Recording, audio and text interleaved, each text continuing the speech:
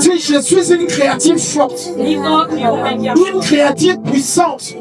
Dis, je suis la porte des dieux. Dis, je ne suis pas faible. Dis, je ne suis pas faible. Dis, je suis une femme forte.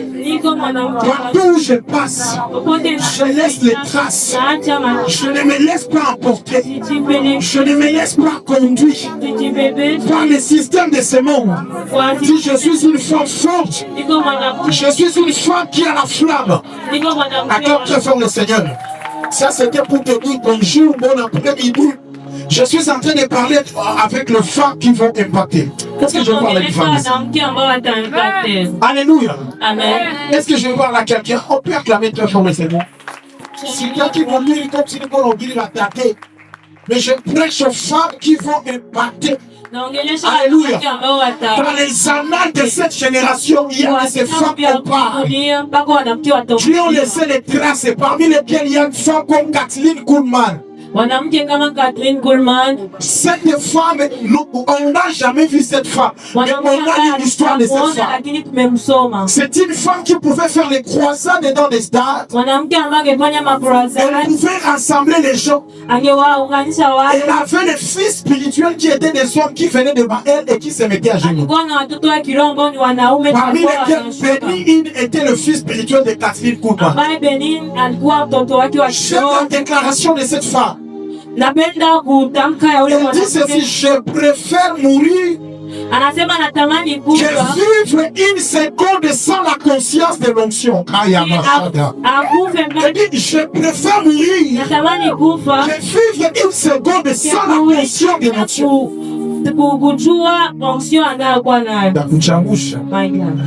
Ça veut dire cette femme, elle connaissait qui elle était. Elle est morte à l'âge de 59 ans. Elle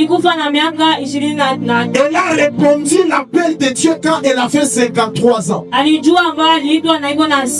exploits de cette femme, c'était les exploits de 7 ans. Elle a connu le Seigneur quand il avait 18 ans. Elle s'est mariée quand elle avait 25 ans. Partir se marier, Dieu l'appelait, disait que je dois faire de toi une référence. Quand elle avait encore 18 ans, il disait, je dois faire de toi une référence. Il disait, ne sois pas d'abord pressé à te marier. C'est pourquoi il y a certains mariages qui sont le piste de décollage et d'autres mariages qui sont les tombeaux. Ne te trompe pas, ce n'est pas le fait de rester célibataire qui fait de toi quelqu'un qui a échoué. Aujourd'hui, nous remarquons, je n'ai pas dit dans cette église, dans beaucoup d'églises, là où il y a beaucoup de femmes, examinez leurs requêtes. Vous allez voir, c'est le mariage. Qui t'a dit que c'est seulement un mariage que Dieu t'a appelé? Qui t'a dit que la seule chose que tu es censé faire, c'est finir dans le mariage? Dieu t'a appelé aussi à impacter comme les hommes impactent. Parce que pour ceux qui concernent ces choses, il n'y a pas de femmes, il n'y a pas de gens. Nous sommes devant Dieu. Je lève mon droit que je déclare que Dieu suscite des femmes dont les impacts vont toucher les quatre coins de ce cœur. La façon de répondre est mauvaise que tu as encore ce ministre. Le ministre attendait. J'ai reçu le mandat de venir surmonter la tête. Enlever le virus qui te montre que toi, c'est cela le mariage. Et mettre les enfants au monde. Je décrète et déclare. Oui, tu vas te marier. Oui, tu vas servir Dieu avec ton mari. Oui, tu vas accomplir ta mission. Oui, tu vas laisser les grâces. Devant ébranler la porte de fond des hommes. Est-ce que je parle à quelqu'un?